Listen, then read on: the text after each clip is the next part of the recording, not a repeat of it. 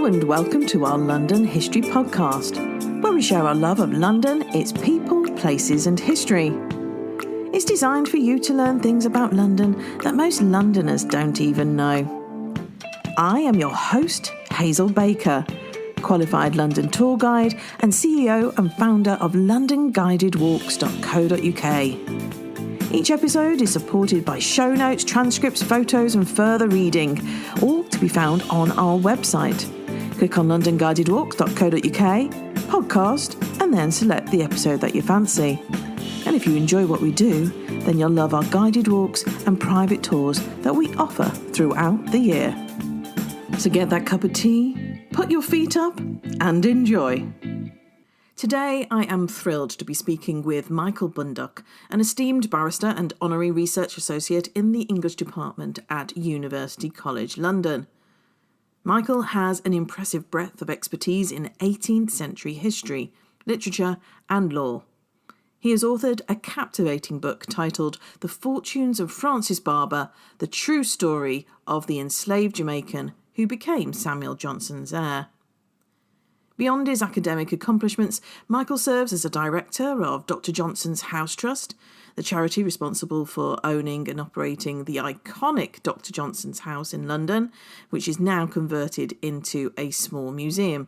And it serves as a touchpoint for scholars, history enthusiasts and anyone keen on exploring the life and times of Samuel Johnson, as well as those who lived within his orbit, most notably Francis Barber. And we'll be delving into the life of Francis Barber today, and this tale encapsulates themes of humanity, society, and the complex historical ties that bind London with the wider world.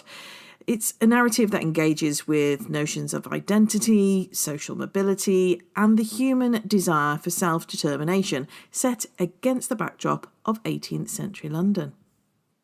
So, hello, Michael. Hello, and thank you very much for having me on. No, very welcome. When I read your book, I must admit I had loads of questions afterwards because I just wanted to know more about him and I wanted to know more about why I'd never heard of him before. So I think maybe a good place to start would be to give our listeners a brief summary of the fortunes of Francis Barber. Yeah, sure. Francis Barber was born in Jamaica in about 1742, and he was born into slavery. He was brought up in slavery there for about 8 years. Then he was brought to England in 1750, and he became a servant in the household of Samuel Johnson, the famous man of letters of the 18th century, who was at that time working on what was to become his great dictionary of the English language. And Johnson was living at that time in his house in Gough Square, which you can still visit today. It's a museum and well worth a visit. So Barber lived there for a number of years as part of Johnson's household. He left after a while, and I tell the story of his work in a number of spheres. He worked for an apothecary for a couple of years as a sort of errand boy, and then, interestingly, he joined the British Navy. This is during the 7 Years' War. And he served for a couple of years in the Navy before he returned to Johnson's household. And he lived there for much of the rest of Johnson's life, for about another 20 years. And Barber married. He married a white woman called Elizabeth Ball. And I talk about that aspect of his life in the book and the reactions that different people had to this. Quite a controversial thing in 18th century London. There was some support, some hostility. We can talk about that. And Johnson took the Barber family, as they became, as the Barbers had children, into his household, and they lived in his house until Johnson died in 1784. And when he died, he made Barber effectively his heir, and Barber inherited a substantial sum of money. And again, this is a big controversy in 18th century London, which I talk about in the book. And the Barbers moved to Lichfield, which was where Johnson had come from originally. And they lived there for a number of years, and first in some comfort, but then fell into some poverty. And at one point, Francis Barber set up a school there, and he may have been the first black schoolmaster in Britain. And he ran this school for a number of years, and he died in Lichfield in 1801.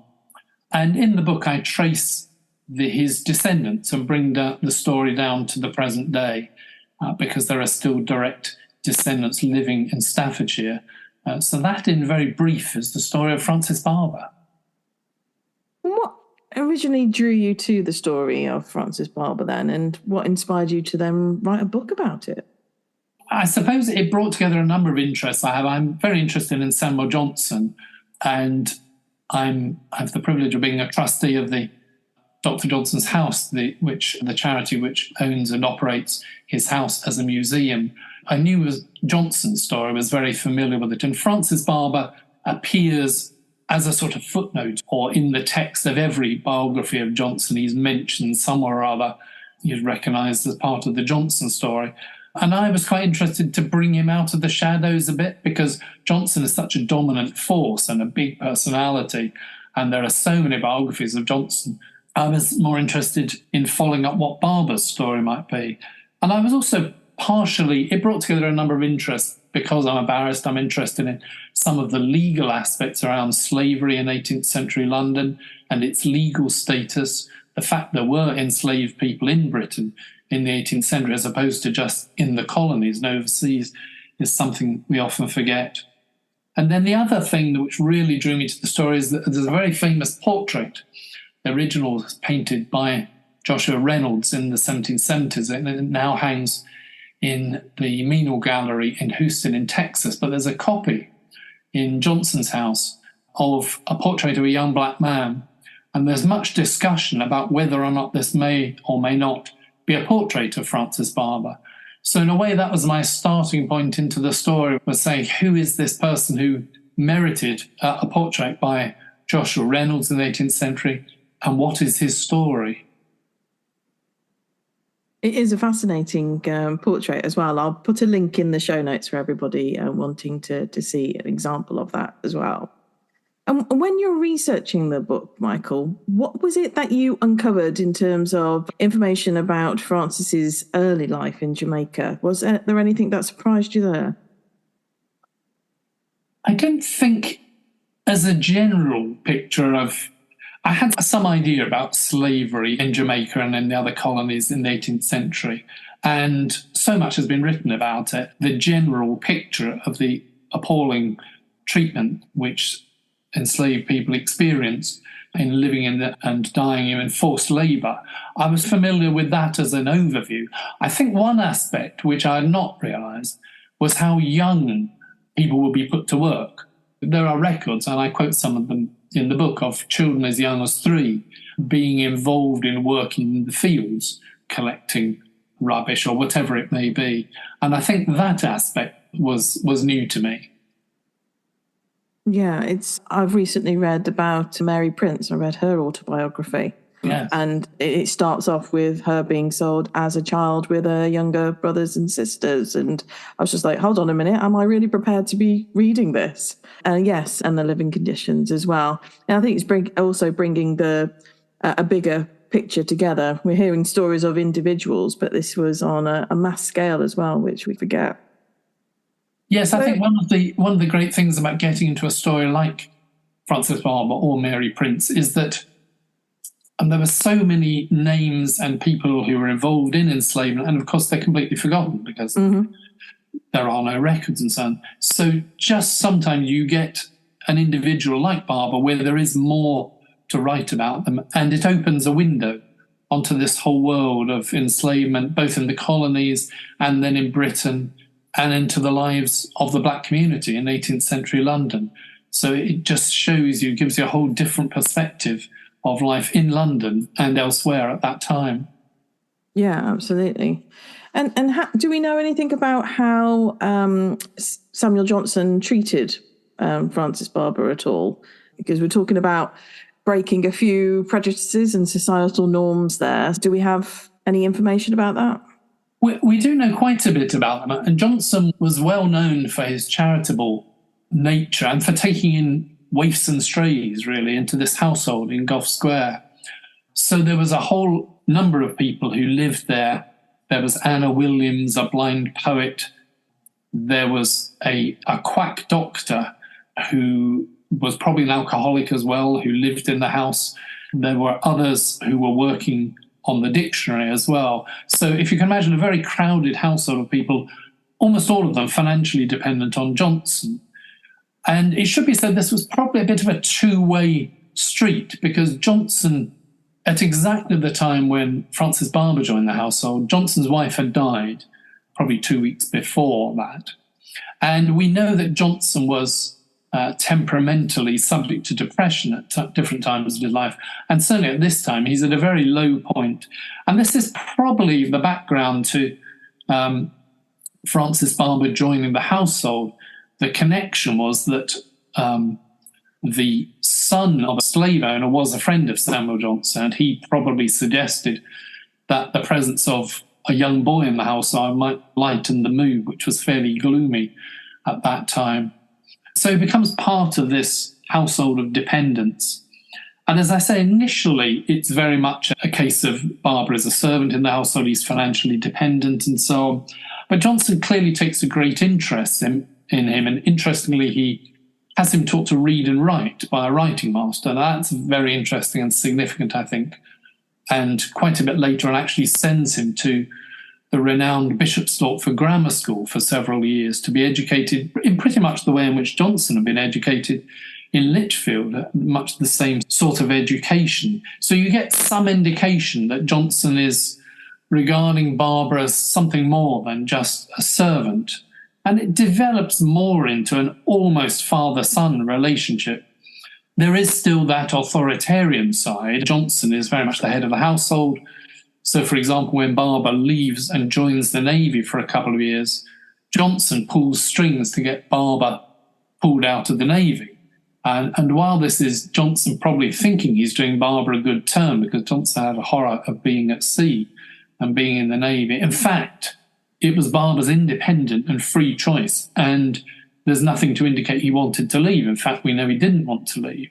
So this is Johnson acting pretty much in the heavy-handed manner of a father figure, and probably rather unwelcome. So there's this mix of different elements to their relationship. But then you get the aspect, as I said, when later on, when Barber marries, Johnson takes his wife and then his children into the household. They become part of this extended household. And gradually, as the years pass, this enormous role reversal takes place. Johnson gets older, he gets more ill, and he becomes more dependent. And towards the end of his life, there's many of the household have left or have died off. Who's left at the end? Francis and Elizabeth Barber.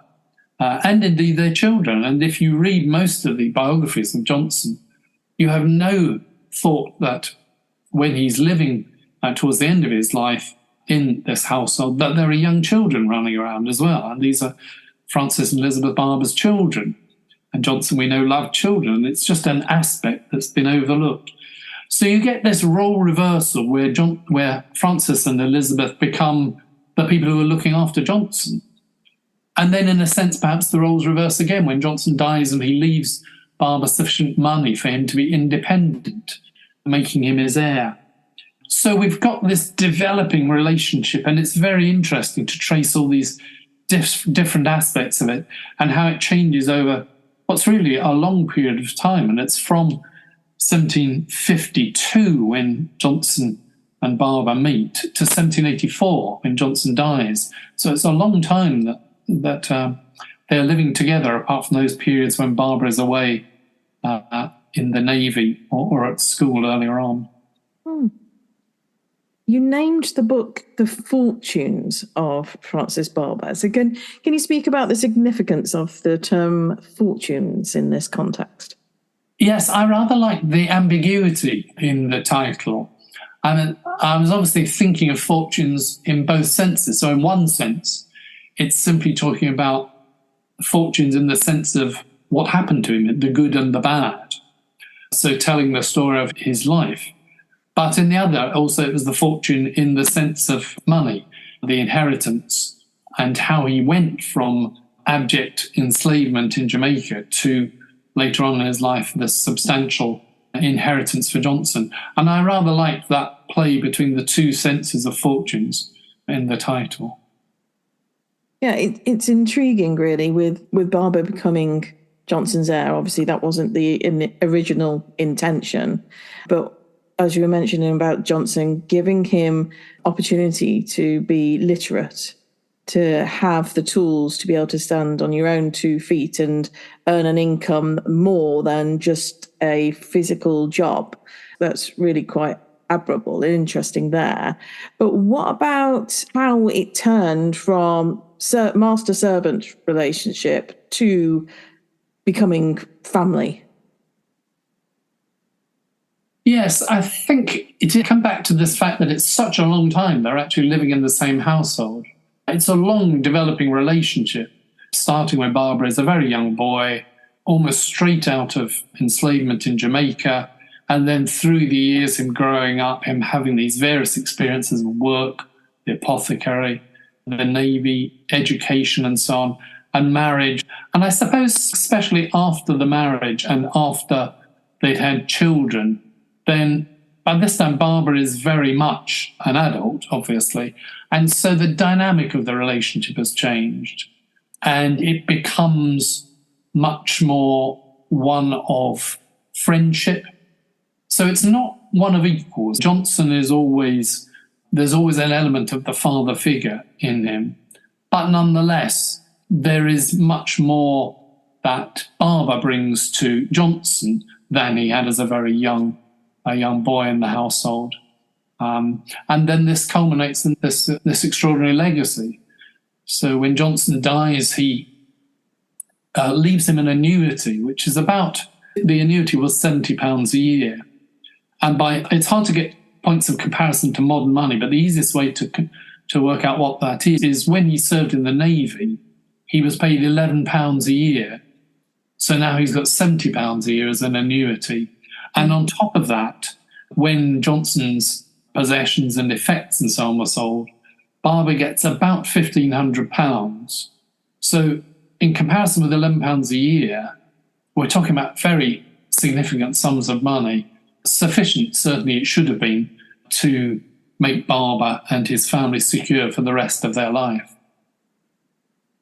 What happens then to, when you mentioned about him setting up a school and finding times being hard, where had the money gone? It's an interesting question. I'm not quite sure I've been able to answer that. He moved to Lichfield. So Johnson died in 1784. And about 3 years later, Francis and Elizabeth and their children move to Lichfield, which was Johnson's home where he'd been born and brought up and was a very well-known name. And Johnson had visited there with Barber, so Barber was already known there. And it had been Johnson's recommendation that this was what Barber should do after Johnson had died. And I think Johnson had in mind that Barber might find support there because of the people who knew Johnson, and there would be people who were willing to assist him if necessary. It was obviously a cheaper place to live than London. And it was also perhaps an element of being a bit out of harm's way. There'd be less temptation to dissipate money and so on. So I think he thought it would be better for Barber from those points of view. And initially, that was right. I mean, he moved there and seems to have been accepted as a fairly respectable and welcome member of the community. It's telling, I think, that he was elected by the local residents a dozener, so he served as a minor local official for a while. But the very fact they were willing to vote him on suggests he was held in some respect. But there are signs, there were a couple of people have said he was improvident, was the word they used, with money. So somehow he's spending a lot of money. There are certainly big medical bills. The family don't have good health, and he complains in a number of letters about spending so much money on apothecaries. So some of the money goes there.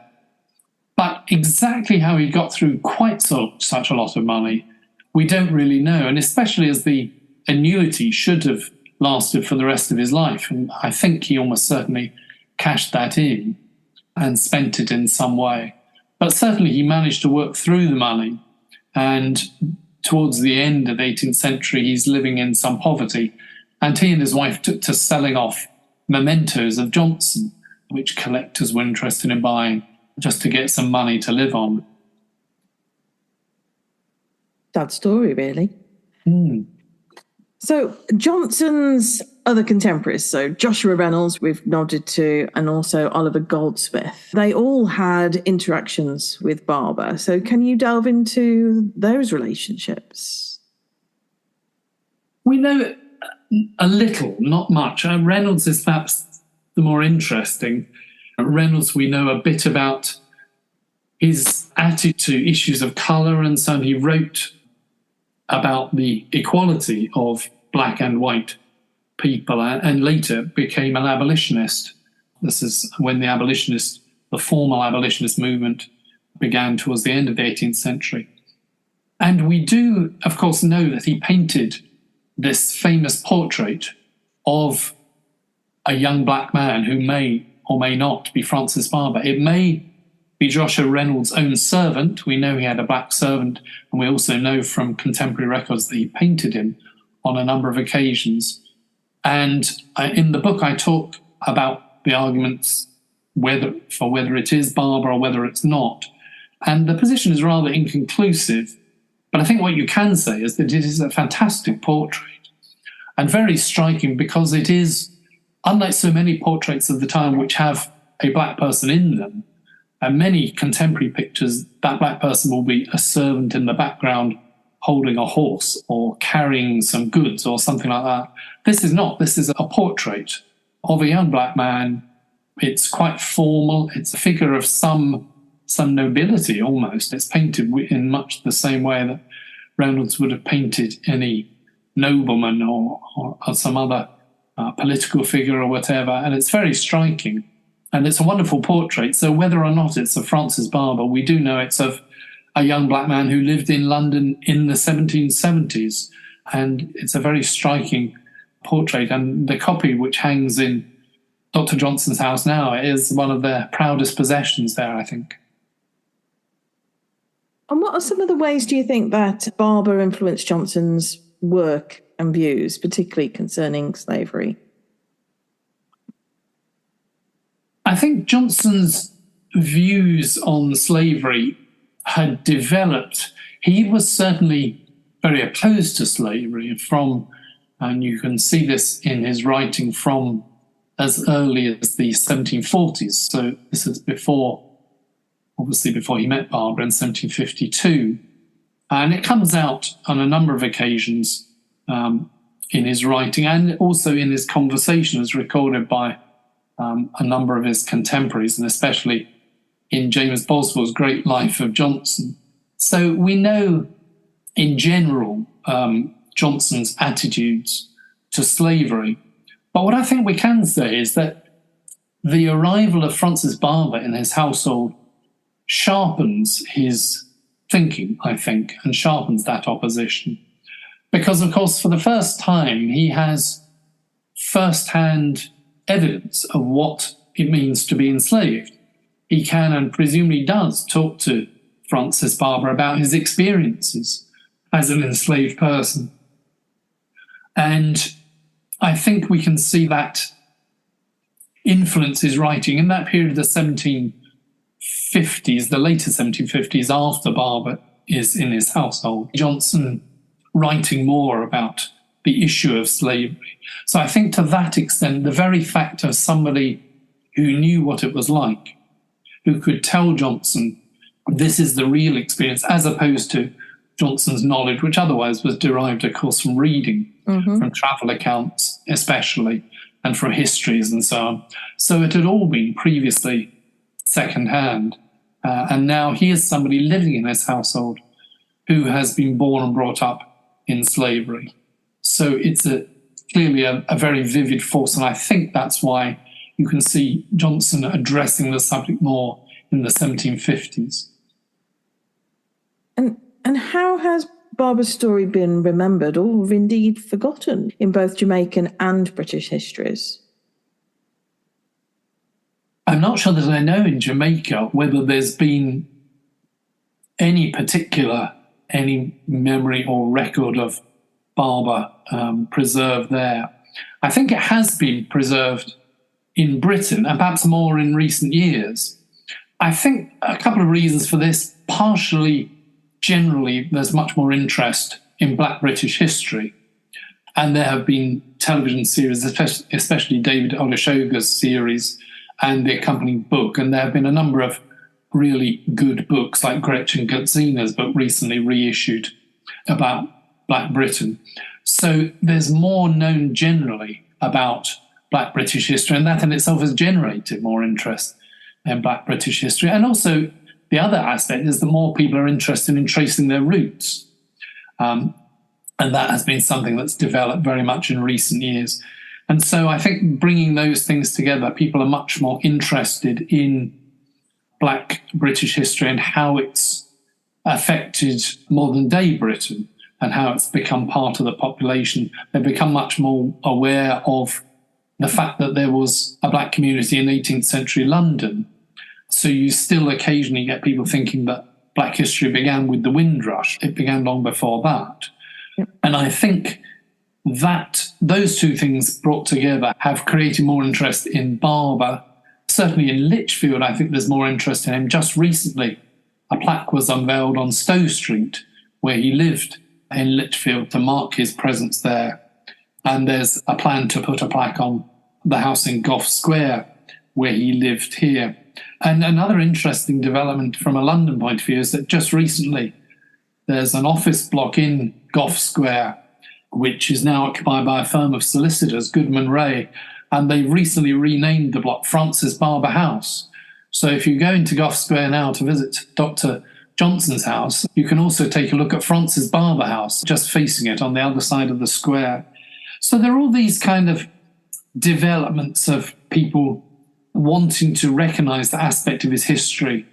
And I suppose from my point of view, from writing the book, I had the interesting experience just recently. I got an email from somebody who is in Chicago, who wrote to me and said, I think I might be a descendant of Francis Barber.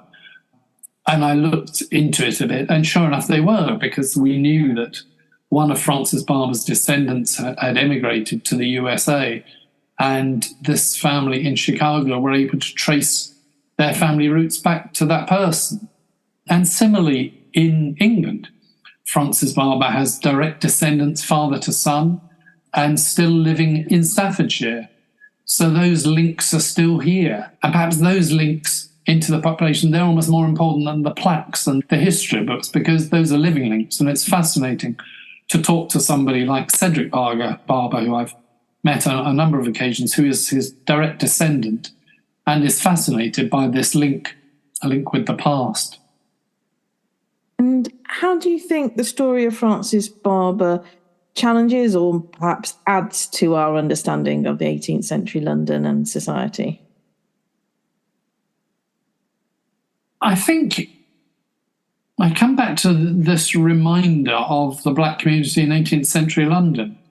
There's lots of other evidence of that. There are obviously a number of very well-known figures like Olaudah Equiano and Ignatius and others whose names are known, and there are biographies of them and so on. And I think Francis Barber's story is another one that contributes to that bigger picture of what was going on in London and in Britain generally in the 18th century. And we get that broader picture of society than perhaps we had before. And I think also the idea of there being enslaved people in Britain, and that, when I talk to people about the book, many of them, that was a new thing. I think everybody thinks of slavery as something that happened over there. It was something in the West Indies or in the colonies on the American mainland, and not something, there weren't people who were enslaved walking down the Strand or Fleet Street. There were. And I think it's a reminder of that aspect as well. And that whole story of how there were still people who were of slave status here, that's another interesting and important aspect, I think, that comes out of the story. And are there any other intriguing characters of London's history you're considering writing about in the future? There are, and I'm working on a book at the moment on Granville Sharp, and he was the first British abolitionist. So it taps into the same story. He was very much involved he knew Johnson, but he became active in abolition. This is about 20 years before there's a formal abolition movement, 20 years before William Wilberforce and so on. He became a one-man campaign to get slavery declared illegal in the courts and brought a whole series of cases, culminating in the Somerset case in 1772, in an attempt to get slavery declared illegal. So he's a very interesting person, and his story connects in many ways into Francis Barber's story. They're from a rather different perspective. Well, it's good to get different angles, though, isn't it? Yeah, maybe you can come on another episode and talk about him then. I hope so. That would be a great pleasure.